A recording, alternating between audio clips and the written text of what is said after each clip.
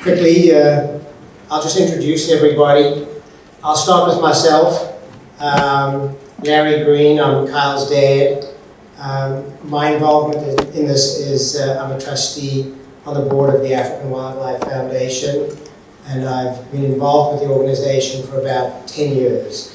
So we'll hear more about the organization as we discuss. To my right, immediate right, Michael Gregurich, who heads up US sales for And Beyond, which is the largest, I think, larger operator in all of Southern Africa, if not Africa.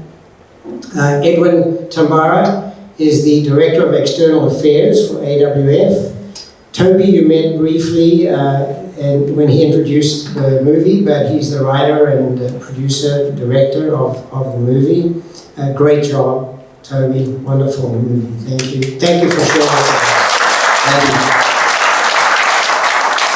And of course, Kaddu Sebunya, who's the CEO of AWF, old friend of mine, and I always enjoy being in Kaddu's presence, and he's just so full of information and knowledgeable and smart, and always wonderful to be around. So I appreciate you being with us here, particularly in that Kaddu is here from Nairobi, visiting, making a US trip.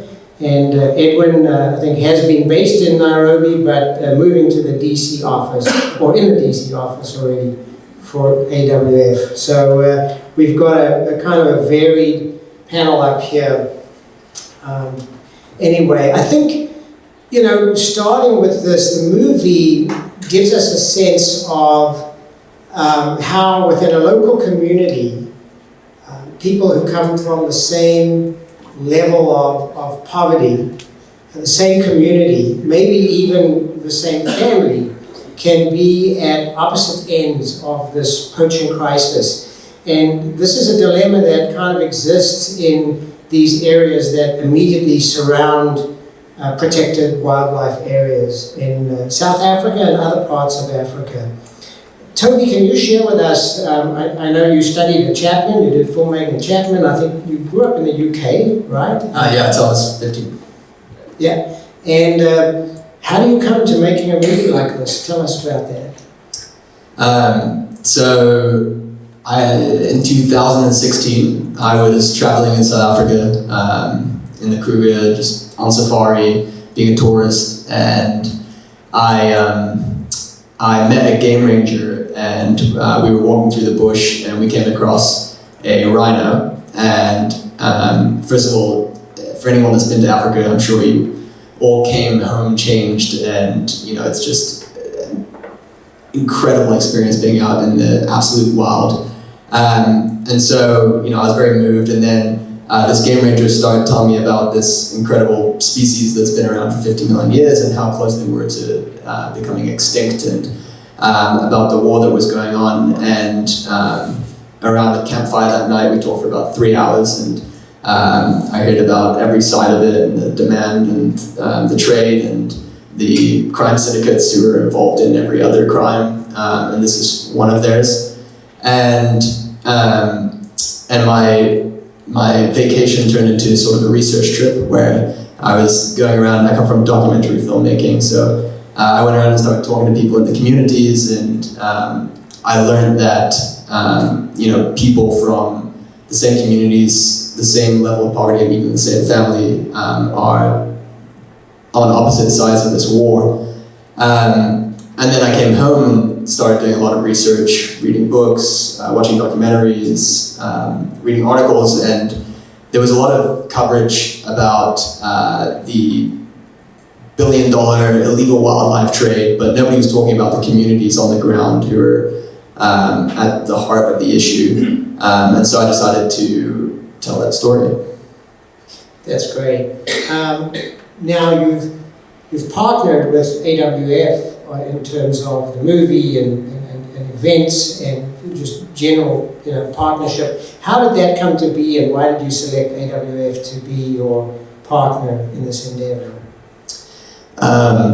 Well, so we finished the film and we got Sir Richard Branson on board to executive produce, and we had this big plan of how we were going to get it out to the world, but we didn't have a philanthropic partner, which obviously is key with a film like this. And my family doctor is also Bobby Seeley's family doctor, and she's the international chair of the council. And so our doctor broke patient-doctor confidentiality and put us in touch, and then we had our screening coming up, which was a year ago from today, and AWF came on board and sponsored, and Kaddu was on the panel, and Bobby was on the panel, and since then it's just been, and it was a year ago today, and we're still doing screenings. Kaddu was at a screening in Denver last week, and there's screenings almost every other day at this point, whether it's festivals or with AWF, and it's about to be in a zoo in Shanghai, and a lot of that is from AWF, and they've just been an incredible partner. And what you see in the film, they're fighting every day on the ground and also at a government level, and they're just doing a lot of incredible work. That's great. It was a year ago today. And today's World Rhino Day, just in case anybody missed that point. But that was the first screening, and I remember being there in LA, and it was great. So, Kaddu, maybe you could share the mic with Kaddu. Kaddu, give us your perspective on what's going on in Africa. We've got wildlife and habitat decline, maybe some statistics you could touch on, human population growth, also the age of the population, or average age of the population, and then, huge industrialization, economic growth going on. So you've got all of these issues converging around the same kind of time, and give us some perspective on that, if you would.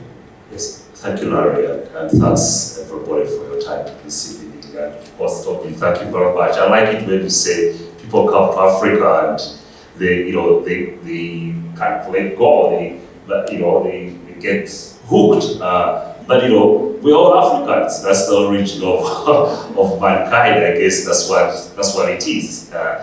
But to your question, I think the movie, I always tell Toby when I meet him that we've been doing this business of conservation for 58 years on the continent, and the largest African organization are doing this. Toby does a movie of 17 minutes explaining what we are dealing with for 58 years. It's just crazy. It takes talent, interest, and hard work. But what you've seen in the movie, the conflict Toby brings together, two people live with the same level of poverty, picking sides, and driven by a lot of other. There's so many drivers here, driving somebody to become a poacher. Then one is driven to protect, and I think the wife, and the role of women is very important. The wife breaks it down of why this is important. The husband needs to stay in, and that's the conservation perspective. But then we've seen brother-in-law who is poor, a sick wife, and all he needs is to treat his wife. And any opportunity that comes his way, he's going to take that opportunity to make sure that the wife is okay. So the bottom line is really life, human needs that are going to be the important factor in protecting rhinos. Now, scale that up at all levels. The choices between these two individuals are the same choices between a community we deal with that live next to the parks. They're going to choose, is it their love for goats and sheep that they can sell to pay school fees, or is the rhino that somebody come to view as a tourist and pays money to the government and they end up not having a clinic? So it's that decision again, the community at that level. Then we deal with at higher level. I spend time with African leaders. They are faced with the same choices. Am I going to invest in growing the economy of this country? Am I going to spend money and time in industrializing so that the young people, the majority in my country, get employment, reduce unemployment, or I'm going to invest my little money I have in protection of rhinos or elephants. So these are the choices at any level you go to. These are two brothers, it's the same level of the community, it's the same level of your presidents deal with in making the right choices. But also it's the same things we also choose as participants. As an NGO, I head an NGO where we choose, where do we invest to conserve rhinos? Do we invest in more science, which we need, behavior of rhinos, or actually invest in a clinic? Maybe if there was a clinic in this village, this guy had insurance or can access health service for the wife. Maybe you don't have time to approach. So where do you invest? These are the choices we all make, like a business person. Thank you. Thank you. Oh, you asked about numbers. Can I run through numbers Yes. a little bit? Statistically, it's Rhino Day. We have close to about 24,000 rhinos left on the continent. Majority of those rhinos are in South Africa. Almost 80% are in South Africa. South Africa today loses, actually we think it's improvement. Last year, they lost about 830,000. 8,300 rhinos last year. That's an improvement. They've been losing 1,100 average every year. And you do the math, you come to this number. In 10 years, there will not be rhinos. My country, I come from Uganda, we've lost the extinct in the world. There's some good news. We've seen where in good investments, good programs are done. The rhino population in Kenya is growing. Botswana, with good investment, with good conservation, they actually reintroduced rhinos and they're doing very well. Rwanda just started a project, they've just reintroduced rhinos in Rwanda. We are working with the Uganda government to reintroduce rhinos in the wild. So there is good hope. I don't want people to leave and say, well, this is a hopeless case. No, where it's done properly, we've had success. Thank you. Hold on to the mic for a second. So I'm just going to ask you a second question there. In that, as you look at this story in the movie, in the film that takes place in a community that's neighboring wild or protected areas, we see what's going on at the community level. But and Toby touches on it, or I think the piece after the movie touches on it. It's the third or fourth largest illegal trade in the world. So, a little bit about that chain of where that all, how that flows. Right. We invest. This is international wildlife trade. The rhinos are killed, but the demand is outside South Africa or Botswana. I tell people at my age, I've never seen an African demanding ivory or rhino horn or pangolin scales or anything. There's no market in the entire continent. This is an international trade. So you really, for address that, you need to deal with it as it is. So we do that in three ways. We have programs that address the issue at the site, and those programs, we call them, we try to stop the killing.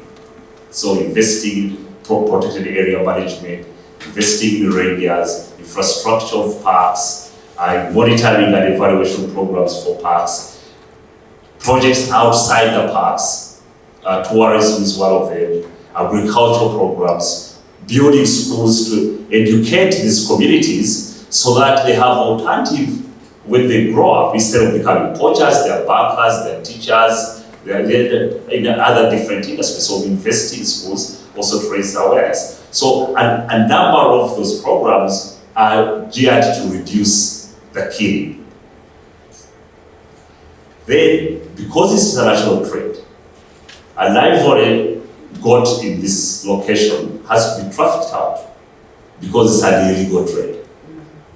So we address trafficking. We have a program which simple is really dogs. We train dogs together with the African governments. We are now having programs in 11 countries on the continent. The dogs, those who visit Africa, you find at the airport or ports of entry, Mombasa or Dar es Salaam or Mozambique. These are sniffer dogs. Their job is to check every luggage that goes through the port to see if there is any wildlife part. We train rangers to collect evidence in case they catch poachers.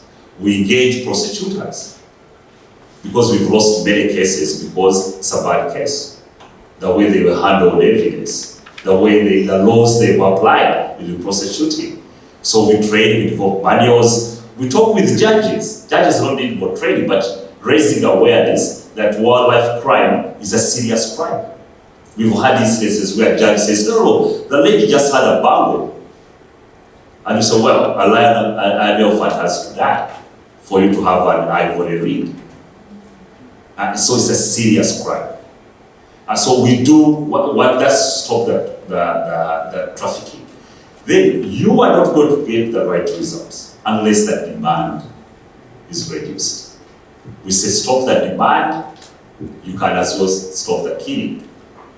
So we do campaigns like we did here in the 90s, where we championed the time those who were old enough that ivory belongs to elephants. That's the campaign we did in the US in the 1980s, and we reduced the demand of ivory in this country. We are doing that in Asia. That's the biggest market. Actually, this week, like Toby said, we just showed this movie at the Shanghai Zoo. We did last year, we did that in Beijing Zoo. Beijing Zoo receives 120,000 visitors a day. So showing this kind of movies, we did that for 3 months. To raise awareness in China, that really the ivory horn has no medicinal properties, and also what happens to the right horn. We are partnering with private companies. On my way here, I stopped in Netherlands, a company called Idol. It's helping us in tracking cybercrime. They are the biggest in Africa, and what they're helping us with is really to go behind and tell us who's trading in ivory so that we can do the right campaigns. We did that in an internet-based company in Japan, and they've reduced their sales of ivory by 80%. Just raising awareness that this is a crime, this shouldn't be traded on your platform. And we shut it down. But also it gets us to the big guys, where they're actually the money. Those guys who earn $300,000 from an ivory. We get to know them from tracking their internet, tracking who they are communicating with in Africa. But also we work with African governments to increase the penalty of those who are caught, because we need to raise the risk of doing this business. It's a long answer, I'm sorry. But thank you. No, that's good. That's good. Thank you. I'm going to shift over to Edwin. We spoke a little bit about, we touched on the community side of it, but could you talk with us a little bit about how AWF works directly with communities to tackle the poaching crisis? And also, how do you envision the next generation of Africans who can make a difference? Thank you, Larry, and hello everyone. It's good to be here. I think as AWF, our approach is to understand that communities are a key part of the puzzle if we are going to have any success in conservation. Communities form the first line of defense against poachers and against any of the major threats that wildlife is facing. So, starting in the 90s, we realized that unless we bring an economic case to conserving wildlife, we are not going to be able to address some of the issues that are at the heart or the drivers that Kaddu has been referring to, most of which are economic. These environments where we find the communities are extremely hard to live in. In some cases, the areas are fertile to grow crops and things like that, but the wildlife also wants to roam in those areas. For example, if you go to a place like Amboseli in Kenya, wildlife spends 70% of the time outside the national park. And where is it during all that time? It's in the community area. So whatever little things that communities have grown, probably elephants or hippo or buffalo is going to come through it. So how do we make sure that communities are engaged? They realize that if I see a buffalo, it's as important as my cow. So this is where AWF really started working on the various enterprises that could generate benefits from wildlife. So of course tourism was one of the key areas to venture into, where we worked with a number of communities, bringing in private partners and nurturing partnerships that could allow a private partner to operate the business but bringing gains to the communities. So that is critical in making sure that at the end of the day, communities are able to get something from wildlife. In other areas, we are working with communities to make sure that whatever crops they are growing, at least we help them develop the value chains and link them with markets. In areas where we have worked in places like DRC, the agricultural programs were so successful that they produced enough food to feed themselves, but there was excess. And it's a difficult country to access and navigate, so we had to provide boat access for them to be linked with markets in Kinshasa. So that is fundamental to making sure that communities are engaged meaningfully and they derive benefits from wildlife. And I think the other key thing to the second question you asked is, and Kaddu referred to this, when we say community these days in Africa, we really have to look at who is the community. And right now across the board, Africa is 70% youth. And by 2030, we are going to have the biggest labor force in the world. So when we say communities, actually 70% of these guys are youth. And so for us as AWF, we see conservation as an opportunity. And our aim is to reposition conservation so that governments can see it as a sector which has growth opportunities to solve employment and creation of resilient businesses. And so we want to make sure that conservation is a sector that youth can look at and say, well, I can go in conservation and develop a business which helps nature, but it helps to generate income and also to do business. And that is because we realize that the nature and structure of our communities is changing, and 70% is youth. So if we are not going to do things that speak to the youth, we are probably going to miss the train.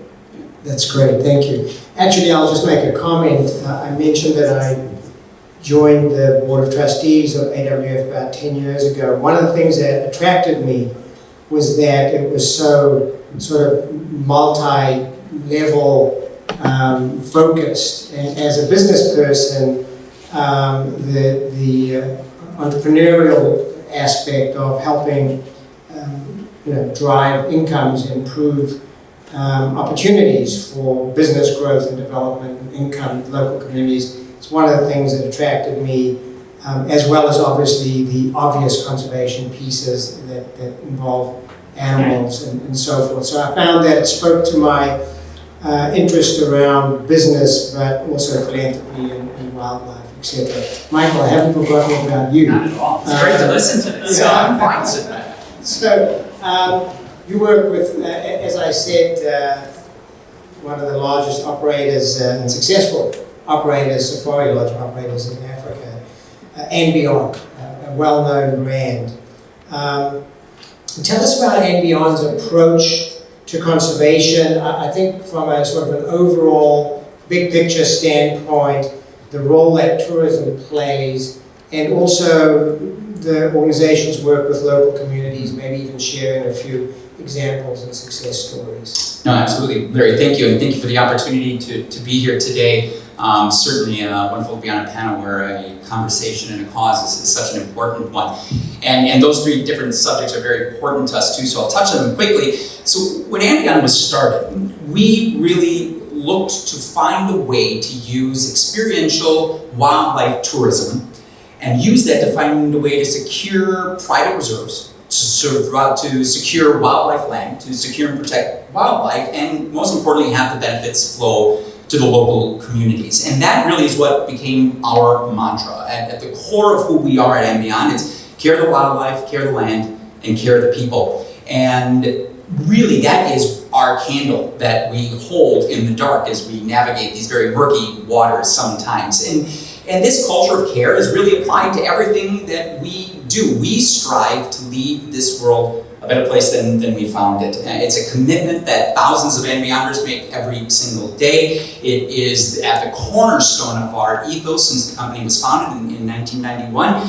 And honestly, providing guests with an exceptional travel experience is the pulse behind our conservation trilogy of that care of the land, care of the wildlife, and care of the people. It is what feeds it, it's what sustains it, and most importantly, without those great travel experiences, we would not be able to do what it is that we do.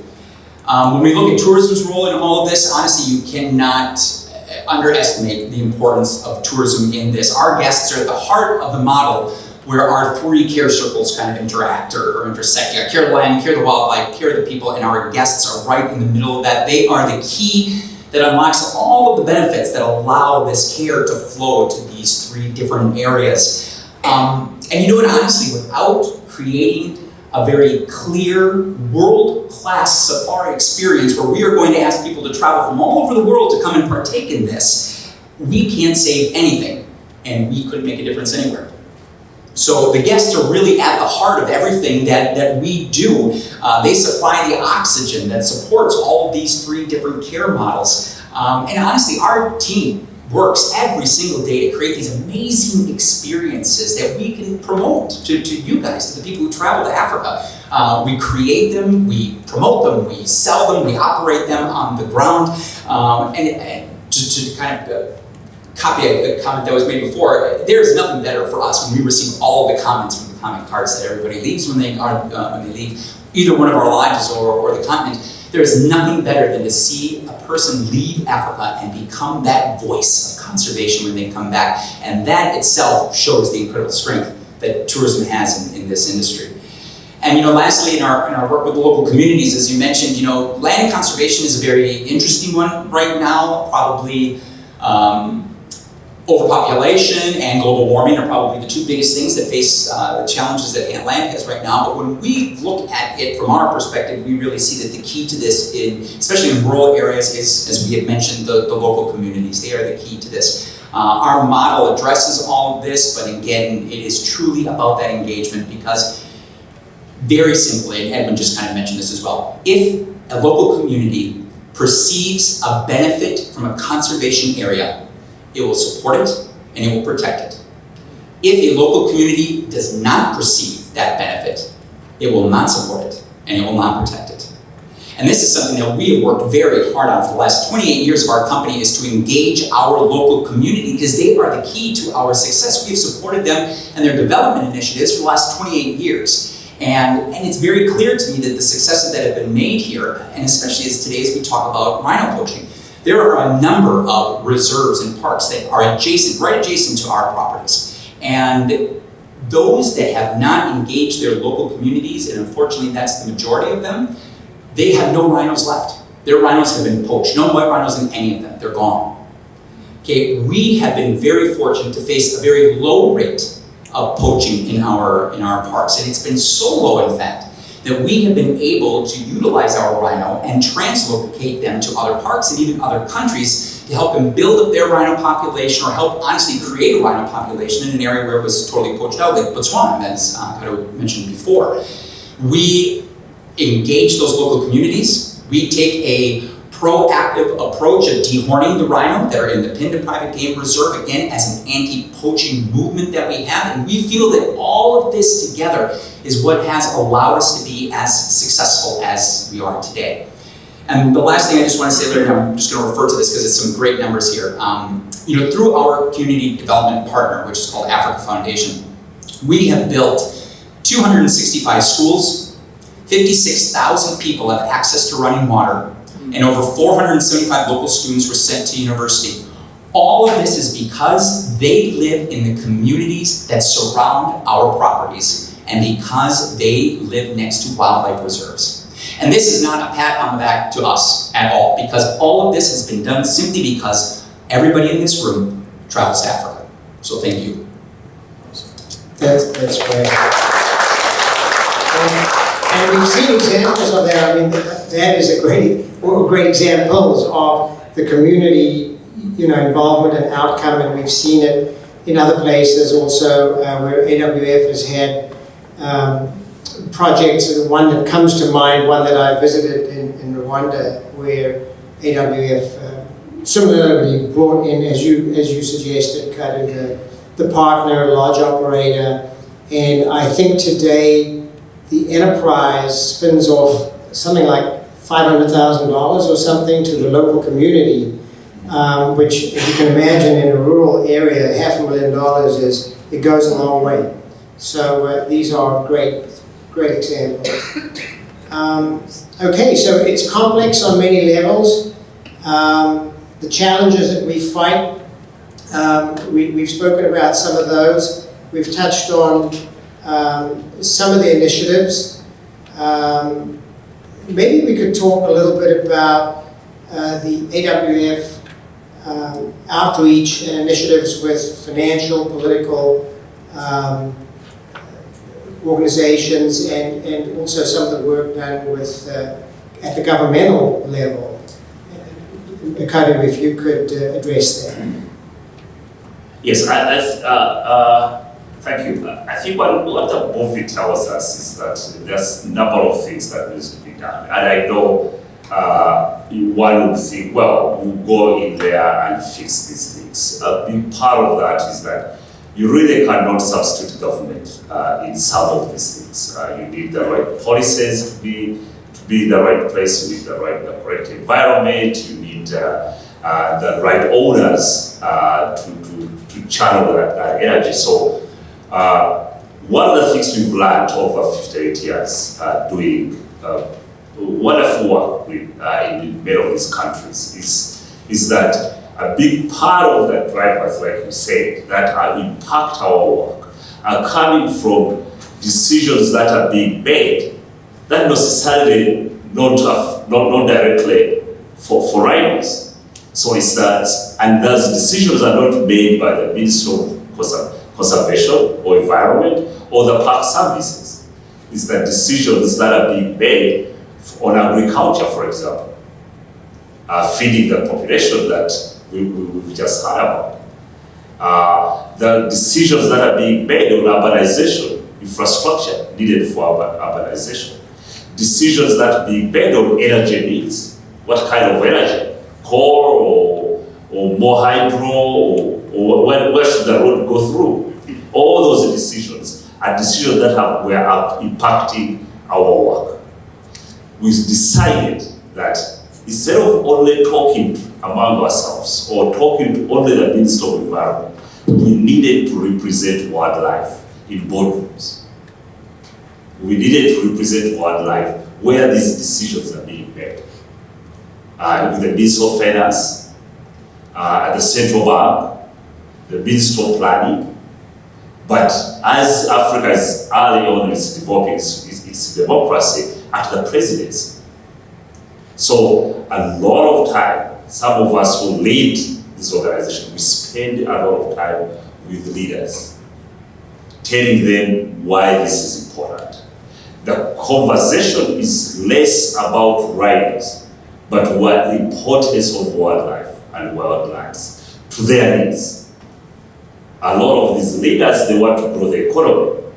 We need to be able to change the conversation, not so much about rhinos, but that to grow an economy, you need to have some systems in place.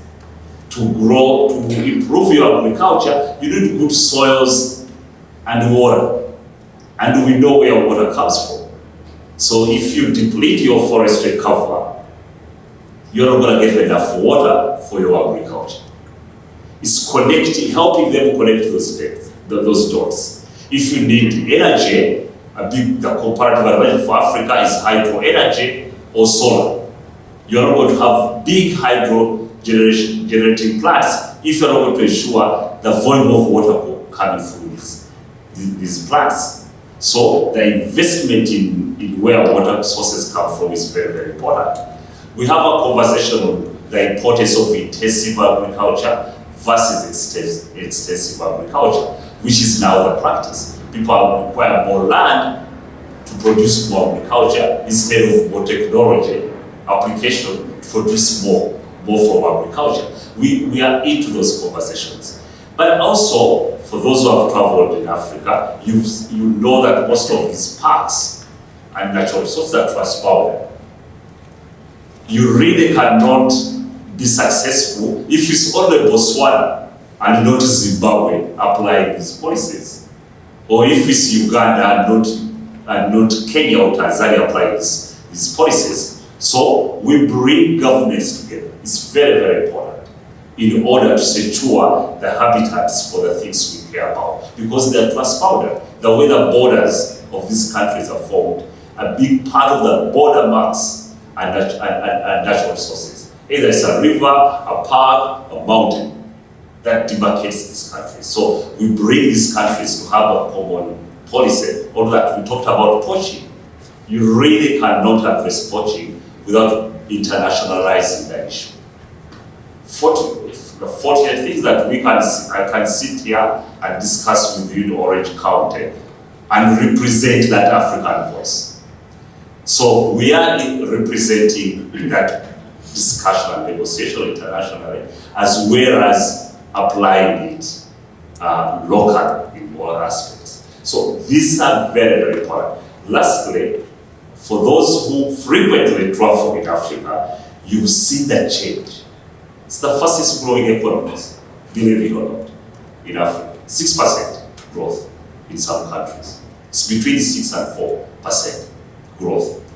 The change on the continent is tremendous in terms of investment. It's the fastest growing urban centers in the entire world are in Africa. So infrastructure growth. But if we don't very quickly negotiate the role of wildlife in those decisions, we're going to lose a lot. So we are engaged in those negotiations to ensure wildlands thrive in a modern Africa. Thank you, Kaddu. I want to just come back to Michael here for a second. It was interesting, we spoke about some of the park areas in which Beyond is involved, and you have what sounds to be like a thriving rhino population in actual fact, so much so that you can populate other areas. And I think there's both rhinos without borders and the Pinda success stories. Maybe you could give us a short, little more insight into those programs. Sure. I think one of the greatest things about and Beyond has been the conservation pioneering that they have done. And again, thanks to the partnerships that we've had. One of my favorite ones, and again mentioned before, is we have done over 13,000 conservation lessons to students and to guests at our projects. And I'm a huge fan of education. I think that, as Toby kind of said as well, it is the key. Education awareness is the key. So that's a huge success story of mine that I like to share. Thank you. We have the largest database in the world of leopards. We have over 72 collared leopards in the Pinda Private Game Reserve along with Panthera, and that has been incredible. We just translocated 5 lion up to the Akagera National Park, not Uganda yet, but we're getting close to Kaddu Sebunya. We're in Rwanda, and this reverses a 20-year extinction trend of lions in this national park, so incredible. There's an animal called the gar, which is like an Indian bison, and this is in a park called Bandhavgarh National Park. And we brought a herd of about 50 over into this area, and now that herd is over 100, and again, in an area where this has been extinct for decades now. It's incredible. We mentioned, I have to mention this because we mentioned pangolins. You know, pangolins are an amazing little creature, if any of you have had a chance to see them. But they are truly one of the most highly trafficked and poached mammals on the face of this earth, and absolutely face extinction. Since 2016, there have been over 174 tons of pangolin scales that have been intercepted, and that translates to over 300,000 pangolins that have been poached. We have a pangolin experience that we're introducing at Pinda now, alongside some renowned experts in the International Humane Society, and we promote this unabashedly. And we promote this to tourists who are coming to Pinda because it is the money that is gained from these initiatives that support the research and the protection of these incredible animals. And that ties right into Rhinos Without Borders, probably one of the most significant initiatives that we have ever done alongside many partners. We, to date, have translocated 87 rhino from areas in South Africa up to Botswana. We have dedicated 100 that we are going to move, but Botswana has faced a severe drought this summer, so we put those last 13 on hold, but we remain dedicated to being able to do that.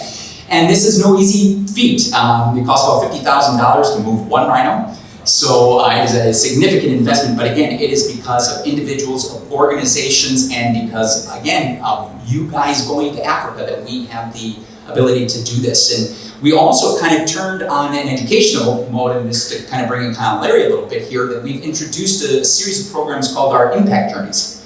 And these are the ability for us to have a focused conservation experience for tourists that give them a little bit of the best of everything, but really allow us to go underneath the skin, behind the scenes of what we do, and really showcase our ethos of care the land, care the wildlife, and care the people. And I highly encourage you, I think both of you are going on the trip, aren't you? Both Larry and Hal are going on this trip, so you have to be sure to talk to them about this, because hopefully this is the first of many that we will do together, because it truly is one of the most unique experiences, one of the most unique travel experiences I think that is on the face of the earth today, to be a little bit biased maybe. But it allows you access to world-renowned conservationists. It gives you once-in-a-lifetime hands-on opportunities with rhinos that we are working with and either notching or possibly dehorning.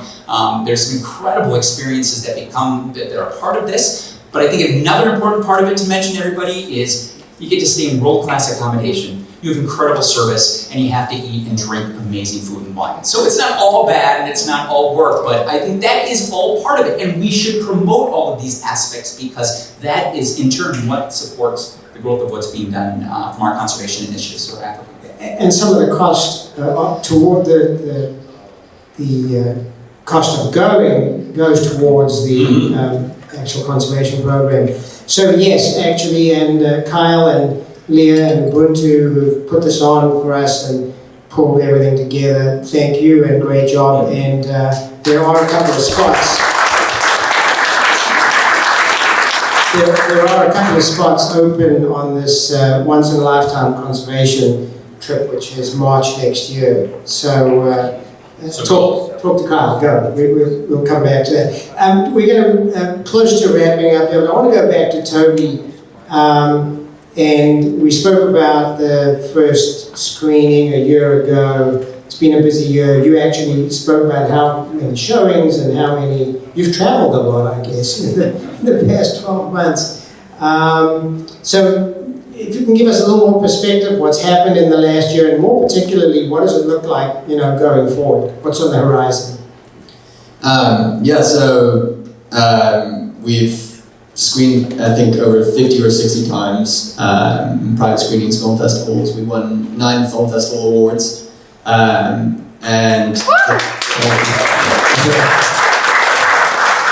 And then we've released the film online.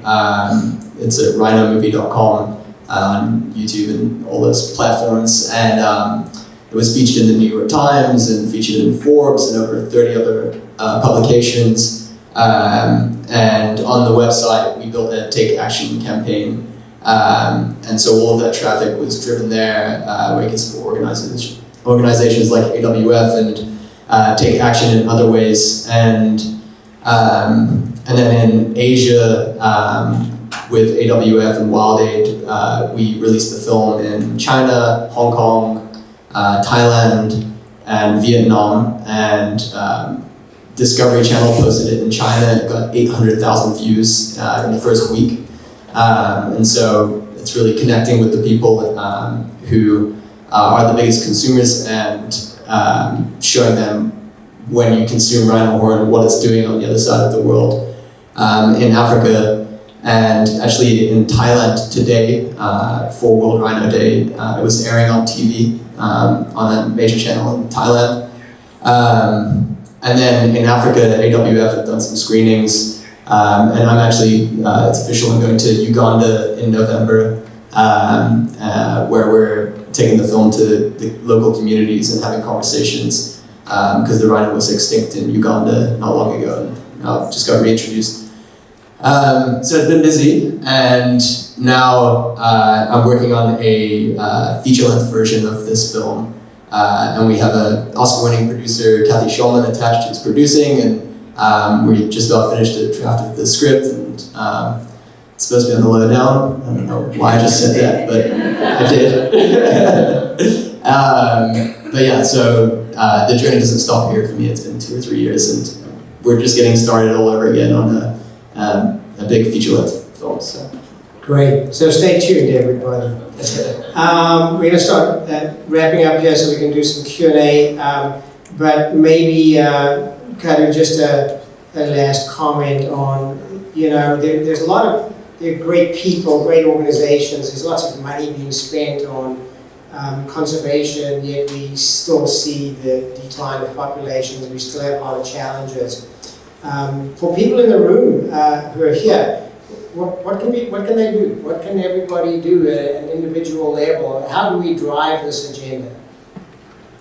I think you are doing exactly what the first step is. Really learn about what's going on the project, what the impact is, and what are the drivers, and understanding that, and you're going to pick individually what action you might want to take. I mean, it took one individual probably to do this movie. It took one individual, Larry, to join a board and take that on to start educating people about what's going on. We do a lot of work. In terms of stopping the demand and understanding what the connection between conservation and development. We do a lot of campaigns here in the US in regard to what the US government needs to be doing. As myself and doing now is we're going to spend. Last week we spent 2 days on the Hill in Washington D.C. talking to senators and House representatives about these issues, the connection between development and program aid. And what's going on with wildlife. But obviously, he mentioned the travel. As you join the traveling community, the safaris you join, it's very important to go with responsible, pick the company that is responsible for conservation. And tourism can be, I tell people that it's like fire. It's very, very useful for us in conservation, but it can burn you. So it can cook your food and eat, but at the same time, if you don't manage it very well, it can burn the house down. Tourism is such, we've seen bad tourism too. So as an individual, being responsible in the choices you make when you travel and what you see and the feedback you might want to give to these companies. But I think the most important is really the connection we all have as human species. Globally. We've seen it with the fires of Amazon recently. That's our first land on this planet. The second, you know where the second land is? It's in the Congo Basin. It's in Central Africa. That's the second land for this world, for our planet. If those collapse, we are in trouble. And a big part of our work is to do that. So what even the action we do here in the US is so important to what's going on in Amazon, and your demand here affects what's being instructed in Amazon or in Congo Basin or what's going on in Botswana. That is the message really we need to carry. Thank you. And that's for the opportunity. Thank you. Okay, thank you everybody. And we're going to open it up to the floor. Any questions? And we can pass the mic. Kyle, you're going to have to be the runner. While he's doing that, I'll just tell you that since we moved to the US in '92, and since then we've Debbie and I, and now through Kyle and here in Ubuntu, we've taken so many people back to Africa, and for me it's always been a real joy just to sort of see the experience and how people go through that and the impact that it makes on people. So I would just add, if you haven't been, and by the way, show of hands, how many people have been to Africa at least one time? So a good number. So I'm sure those who've been typically come back and say, I want to go again. And those who haven't been, it's probably a bucket list thing. So go for it and do it. Jason, and you've been with us 3 times already, and we're going again next week. That's right. Yeah. I'm looking forward to it. Obviously, with all of you on the panel here, and the importance of the education for community and going forward for the saving of the rhino and animals. Yet, you said next generations, how critical that is, but by 2030, based on your numbers, the rhino should be extinct, correct? I'm wondering, based on, Larry touched on Rwanda, and very little I know about Rwanda and the mountain gorillas and what they've done there with poachers that are now trackers, etc., that bring tourists to the gorillas because they've seen the benefit and are benefiting from that monetarily, doing that.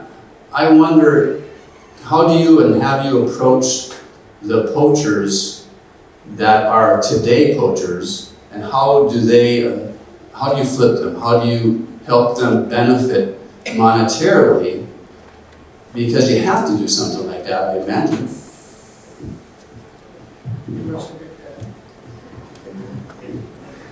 Yeah, thank you very much. It's a very important question. I think we have done similar things in different areas in terms of working with former poachers to engage them in wildlife conservation. In many places, we have helped communities create what we call conservancies, which are wildlife conservation areas that are owned by communities. In most cases, the people who end up being scouts are actually probably former poachers because they know the terrain very well more than anyone. They know how it works. So in cases where you are able to train them, and by virtue of earning something from wildlife, you see how they become reformed. But I would say, because you mentioned Rwanda, it comes back to the point that Kaddu mentioned. We do these great things at site level. But the difference with Rwanda is because that was successful because it came from leadership in the country. They realized that gorillas are such an important part of the economy of the country, probably the highest foreign currency earner for the country. So the leaders realized that, and they say we have to do everything we can to make sure that we conserve gorillas. And so it became easy for us to go around encouraging communities to then join conservation, because even the leaders themselves are the ones who created the environment which is conducive. And that's the reason why we need to do a lot of that in so many other African countries. Thank you. The challenge with we have right now is how do you scale that up so quickly before you lose everything? But also, what is it that you want to scale up? And I think Rwanda is a very, very good example. We've been in Rwanda for more than 49 years. Pioneered, some of our colleagues were the pioneers of habituating mountain gorillas in Rwanda.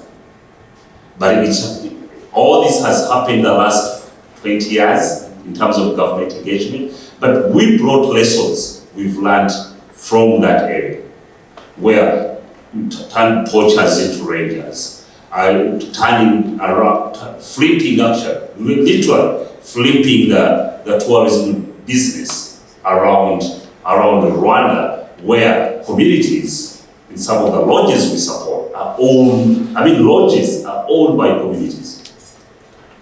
Flipping the industry, which as it was before, about 40 years ago, when we thought that we were doing ecotourism, and that meant you build a lodge, and then the communities come and wash clothes. Then they will come and dance for tourists. Then you employ them. Flipping it completely, where actually in some of the lodges we support, not only the one, is communities own the lodge, everything, the lodge.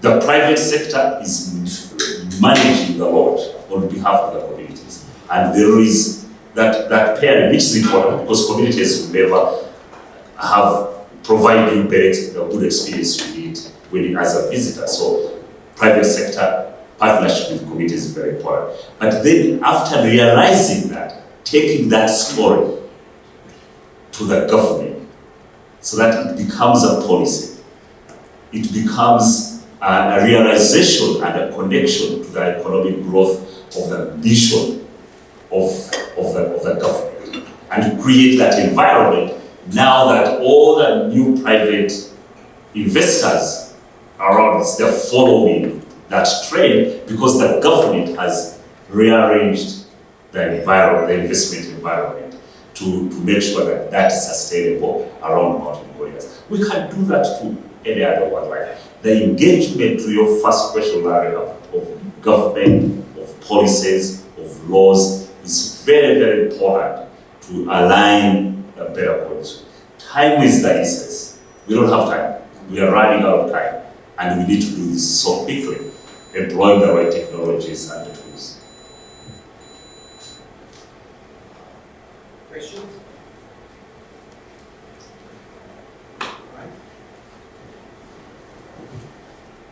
Well, my name's Ryan. My friends call me Rhinoceros. Rhinoceros.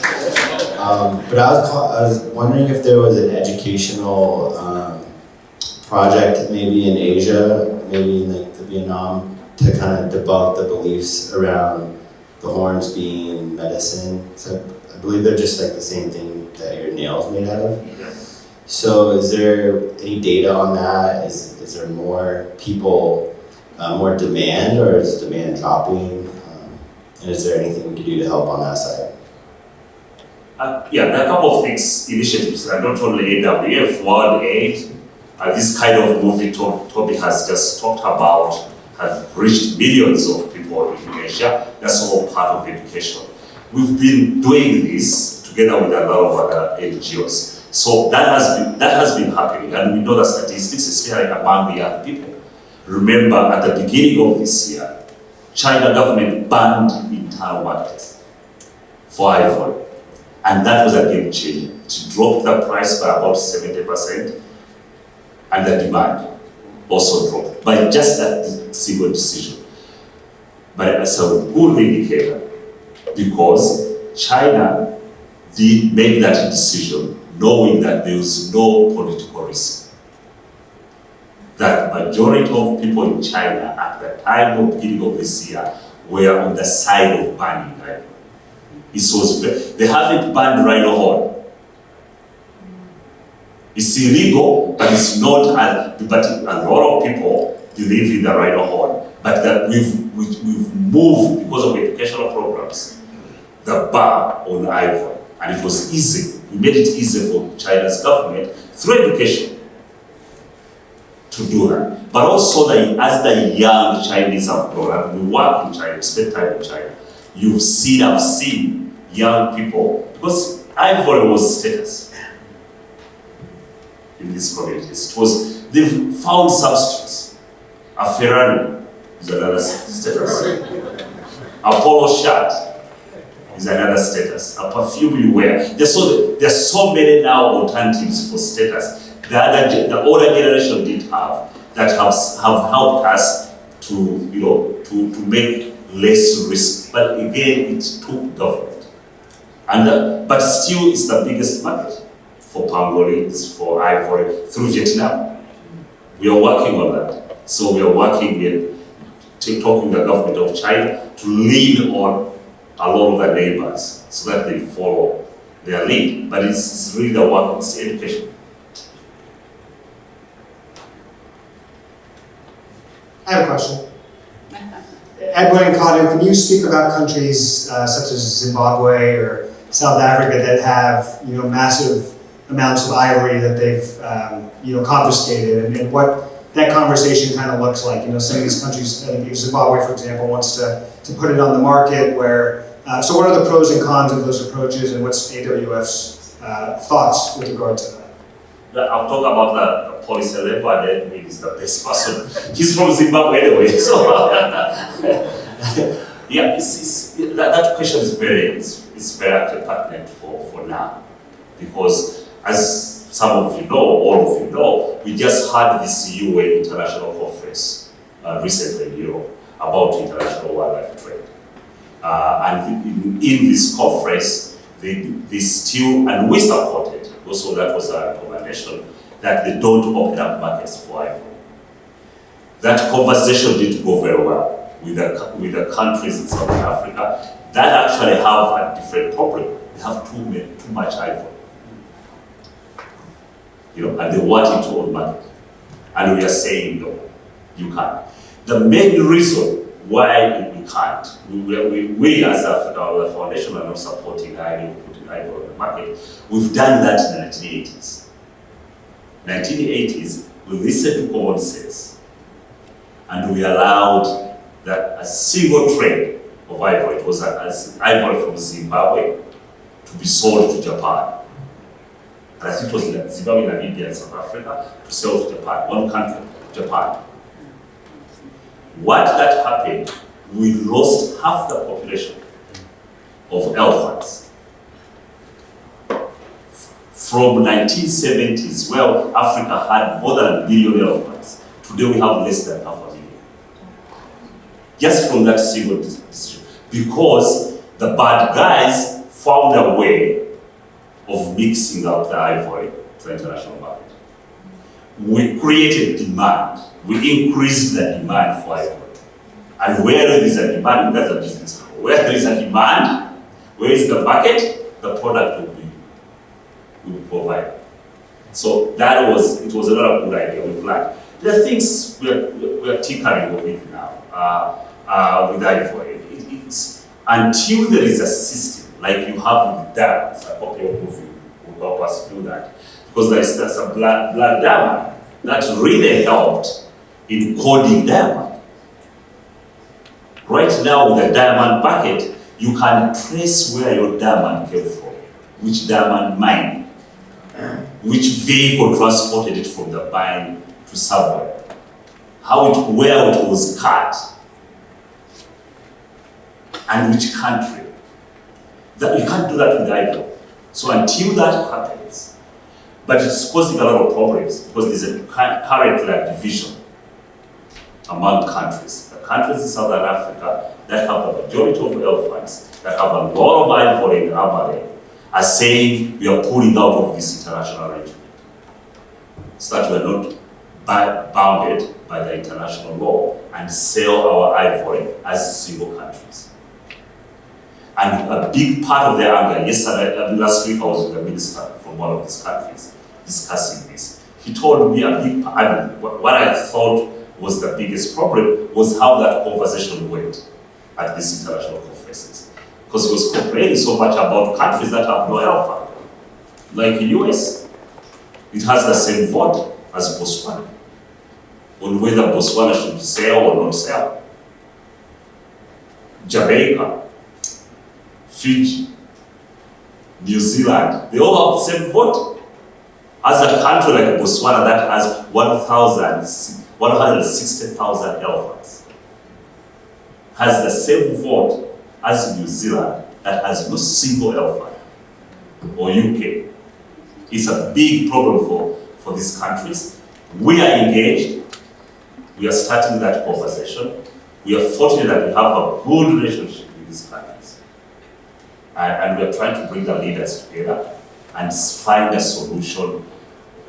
Probably we'll be able to kick the can as we put technology in place to be able to do this. For ivory, that conversation is better. But for rhino horn, that just doesn't make sense to sell something that has not been seen before. It's ethically, it doesn't really make sense. So that conversation shouldn't happen with the rhino horns. But with ivory, I think there's at the right time, it's possible to be able to trade ivory. We are a very pragmatic organization. Yeah, I think Kaddu has touched on the key things that we look at.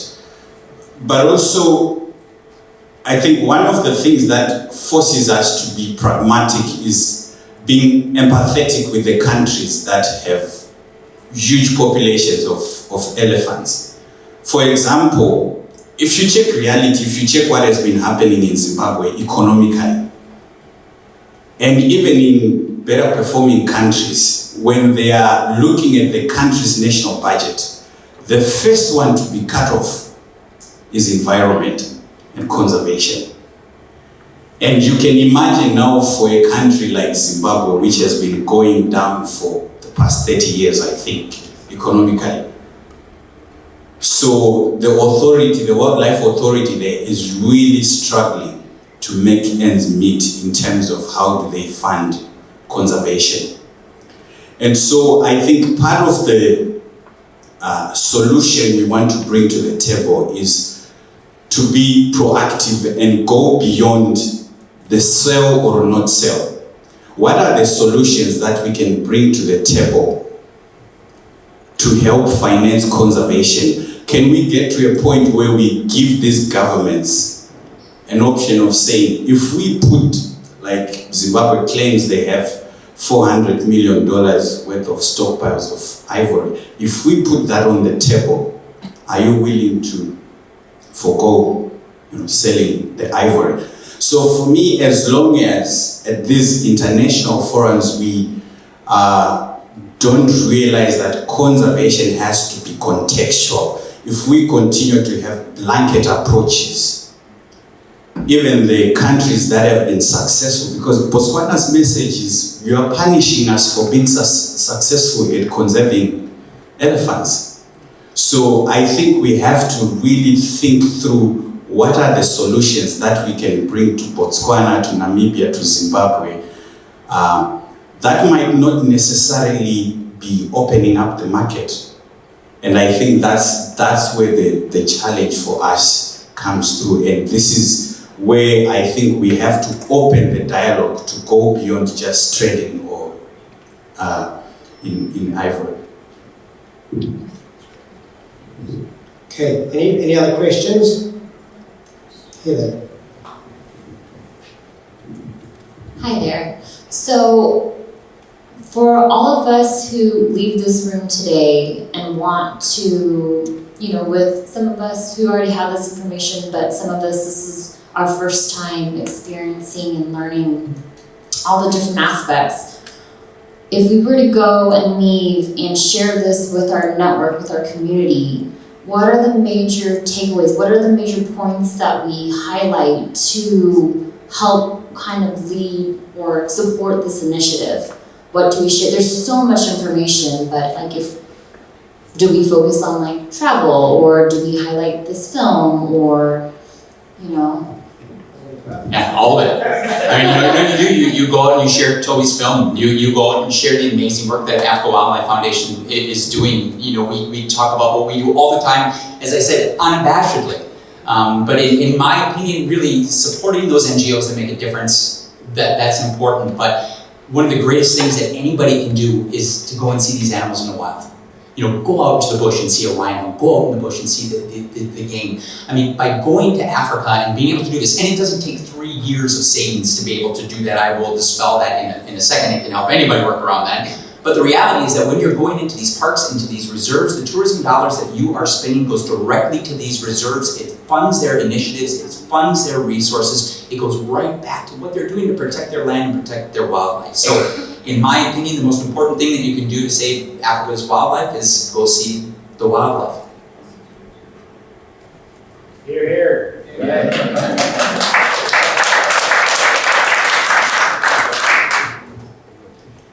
Yeah, I'll say everything, but I think for me this movie really covers all the points, and if someone watches it, they'll start being inquisitive about what's going on. So really sharing the movie is so important to start that conversation.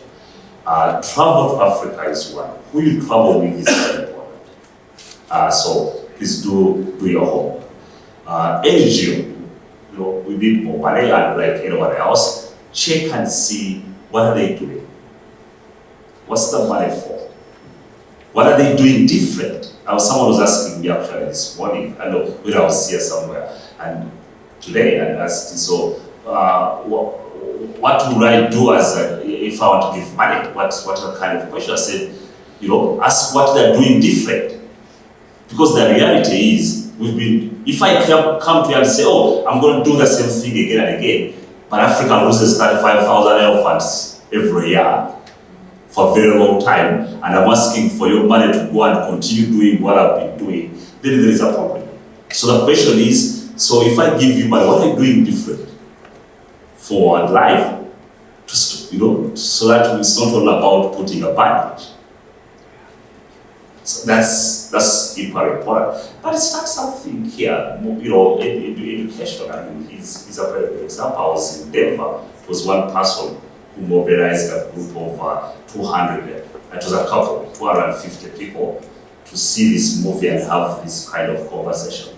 And we introduced us to a university, Denver University. We talked to the young people. 2 people did that. So there's a lot we all can do as individuals. But thanks for your interest. All right, I think with that we're going to wrap up. And thank you all for coming. Thank you. Also to everybody who's come to be here, and our sponsors and supporters. Gavin Heath's been sitting quietly over in the corner. I just want to share with you, Gavin does some amazing glass art of African animals, and I bought a piece from him, a Gemsbok, 20 years ago. I still love that piece to death. It's just unbelievable. So he's got some amazing stuff. But stop by, chat with him, mingle. We've got a little more time. And thank you all for being here.